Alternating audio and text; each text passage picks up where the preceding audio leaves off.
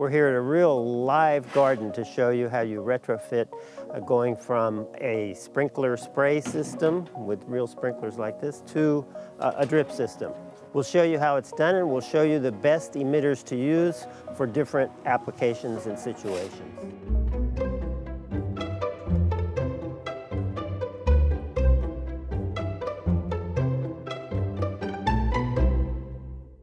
Hi, I'm John Valentino, president of John and Bobs Corporation, and I'm here with Chip Valentino. We're at Eileen's garden retrofit to a xeriscape. So we're trying to save water. One of the most important parts of saving water is delivering it efficiently. And these little guys aren't really that efficient. They throw water everywhere on your walk, on your house. And what we would prefer is delivering water only where it's needed right at the plant. And the best way to do that is with drip irrigation. We'll show you how that's done today.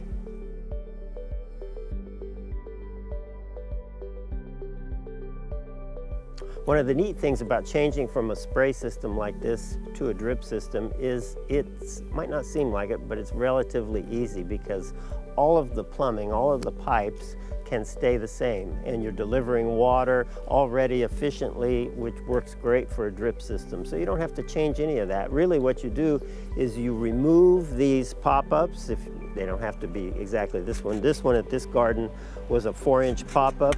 You remove them, and then you either plug them, or in certain strategic locations, you come up and transition into drip tubing. And so the pipe line that's already in can deliver all the water, so you don't have to do really no major trenching or anything. The valves can stay the same. You're using a lot less water, so the valve size, the pipe size, all that's really good.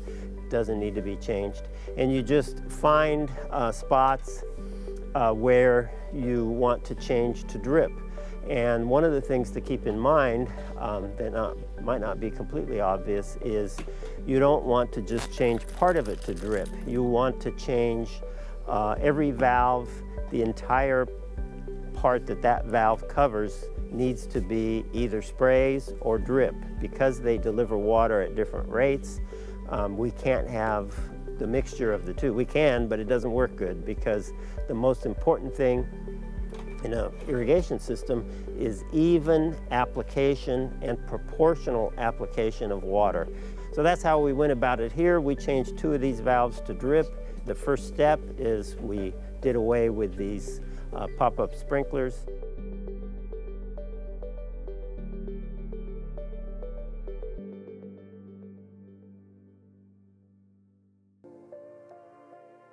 A lot of what you have can stay, the valves, all the pipe. One thing that is important to add, that we always add, is some type of filtering system, which you don't need for spray heads.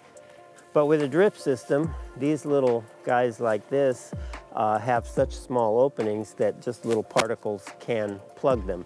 And so we always add a filter, a drip filter, on the downside of the valve so that the water is clean and the emitters won't get plugged. The other thing that might be necessary, but not necessarily, and we didn't use it here because we don't have real high pressures, but in a lot of existing systems, is some kind of pressure regulator, because drip systems aren't glued together. The tubing is just pressed into the fittings, and you can have fittings blowing apart if you have relatively high pressures.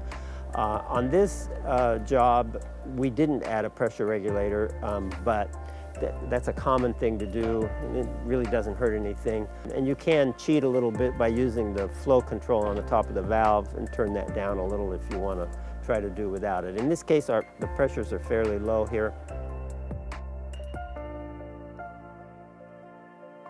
So one of the ways that we're watering this with drip is everywhere we have ground cover. In this case, we're adding Carapia as a low water-using ground cover. You can think of it as a lawn substitute. We've done a couple other videos where we cover the tremendous advantages of Carapia as a ground cover or a lawn substitute. So wherever we're planting that, we used this type of tubing that has the emitter built into it.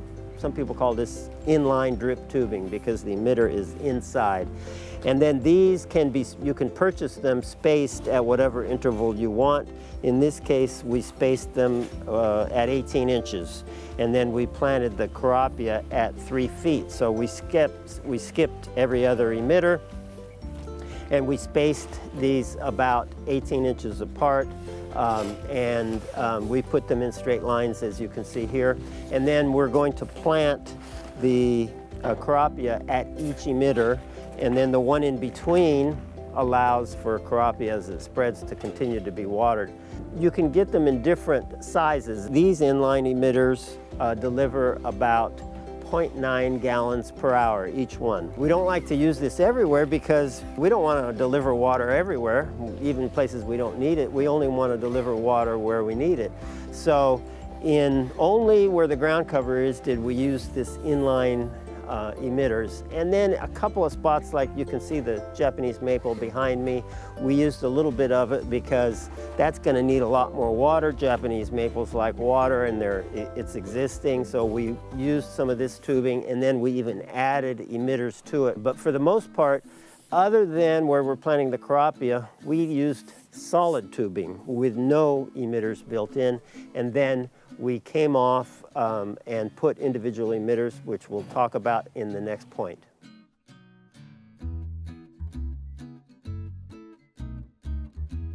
In addition to this inline emitters, we used these individual emitters and used solid pipe pretty much on all the new planting and the existing planting, where we take emitters and put them right next to the root ball. Now you can combine the two. If you notice what we did in the parking strip here that has a ginkgo biloba, a really nice street tree, we have these inline tubing, and then we actually put additional 2 gallon per hour emitters all around the ginkgos, because we know that ginkgos, the trees, are going to need more and deeper watering than the Carapia. So we have this watering the Carapia, and then right on this we put additional emitters to water the trees. But in most of the rest of the areas, we didn't combine emitters with the inline tubing. We combined emitters with solid tubing, and then we just came off of that solid tubing, and we either put 1 or 2 emitters per. Some places we used 2 gallon, and some places we used 1 gallon per hour. Whether it's 2 gallon per hour or 1 gallon per hour, they look the same, and you can't tell other than when you buy them, you specify, and they'll have a notation on the emitter. The existing that we took out on this project are Rainbird pop-up sprinklers, and the major manufacturers of pop-up sprinklers, spray sprinklers, are Rainbird, Hunter, and Toro. And there's other manufacturers, and all of those companies make good quality ones. Rainbird is an excellent quality one. And so we removed Rainbird pop-up sprays here and replaced them with Rainbird emitters. In the case of the inline tubing, we used, that one we used Rainbird also. So whether you are retrofitting from Rainbird, Hunter, Toro, it doesn't matter. The procedures that we're describing here are the same, and you would follow the same process. In last week's video, we showed you exactly how to make a high quality and inexpensive gravel path, and we asked you to weigh in on the idea of making gardens more useful, more important, more applicable to our everyday lives, as opposed to just saying, oh, I have to use less water. Let me take out the lawn and put something else in exactly in the same spot. So I asked you to weigh in on that, and we evaluated those responses, and the winner is...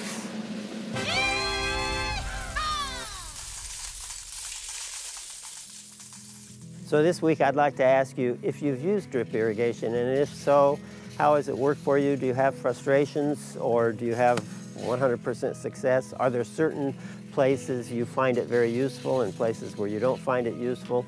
Let us know about your drip experience in the comments below.